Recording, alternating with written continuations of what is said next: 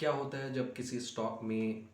Mutual fund house जो हैं वो अपने होल्डिंग को बढ़ाते हैं, और क्या होता है जब किसी स्टॉक से म्यूचुअल फंड जो है अपनी होल्डिंग घटाते हैं।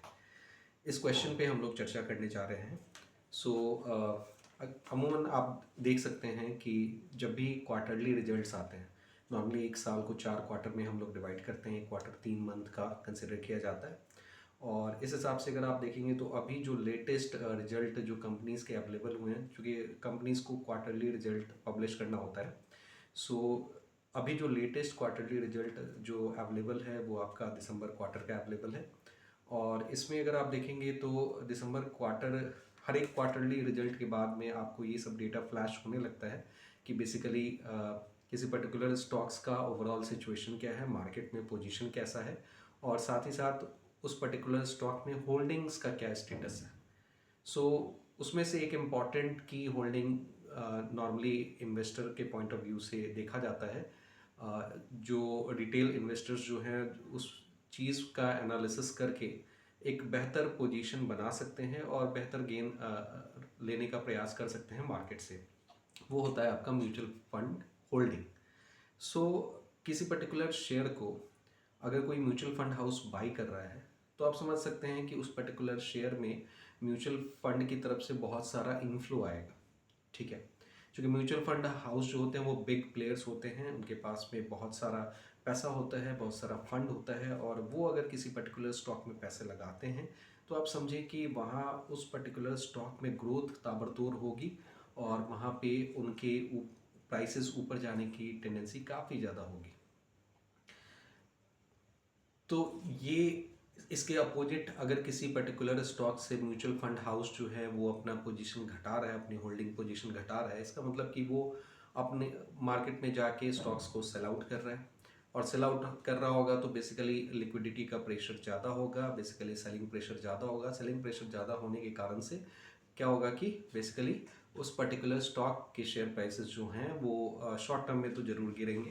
क्योंकि म्यूचुअल फंड हाउस की होल्डिंग जो होती है वो काफ़ी ज़्यादा होती है। क्योंकि वो जब बाई भी करते हैं तो नॉर्मली काफ़ी करोड़ में बाई करते हैं, बहुत कुछ करोड़ में तो ज़रूर बाई करते हैं। और कुछ करोड़ शेयर्स को जब एक साथ डंप किया जाएगा तो आप समझ सकते हैं कि मार्केट में उसके प्राइस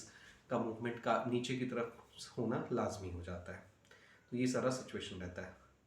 तो अब इसका डेटा कहाँ से अवेल करें, तो नॉर्मली जैसे ही क्वार्टरली रिजल्ट फ्लैश होता है, तो वैसे तो अगर आप देखें तो बहुत सारे मीडिया सोर्सेज भी आजकल ये सारी चीज़ें पब्लिश करते रहते हैं। जैसे अगर आप रिसेंट सिचुएशन में अगर आप देखें, तो just for the sake of taking example मैं आपके साथ में डिस्कस कर रहा हूँ कि टॉप निफ्टी 200 का जो बास्केट है उसमें अगर आप कुछ स्टॉक्स के को देखें, तो जैसे कुमन्स इंडिया जो है, कुमीन्स इंडिया, अगर आप सितंबर क्वार्टर में इसमें डीआईआईज का पोजीशन देखें, बेसिकली म्यूचुअल फंड हाउस का पोजीशन अगर देखें, म्यूचुअल फंड होल्डिंग देखें, तो 17.5% के लगभग में था, जो कि दिसंबर क्वार्टर में घट के 16.2% के आसपास में आ गया। वैसे ही मैक्स फाइनेंशियल सर्विसेज के बारे में बात करें तो इसमें अगर आप देखेंगे तो म्यूचुअल फंड होल्डिंग जो है 36.5%, 36.5% के लगभग में दिख रहा था, जो कि दिसंबर क्वार्टर में घट के अराउंड 35% के आसपास में हो गया। सिमिलरली ओवरऑल रियलिटी की बात अगर करें तो 10.4% इसका सितंबर क्वार्टर में, सितंबर क्वार्टर 2024 की बात हो रही है, उसमें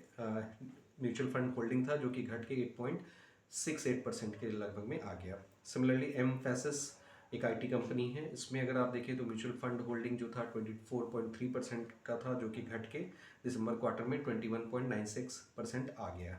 वैसे ही वोल्टास की बात करें तो वोल्टास का सितंबर क्वार्टर 2024 में अगर आप देखेंगे तो 24.3% का म्यूचुअल फंड होल्डिंग था, जो कि घट के बेसिकली 21.4% आ गया।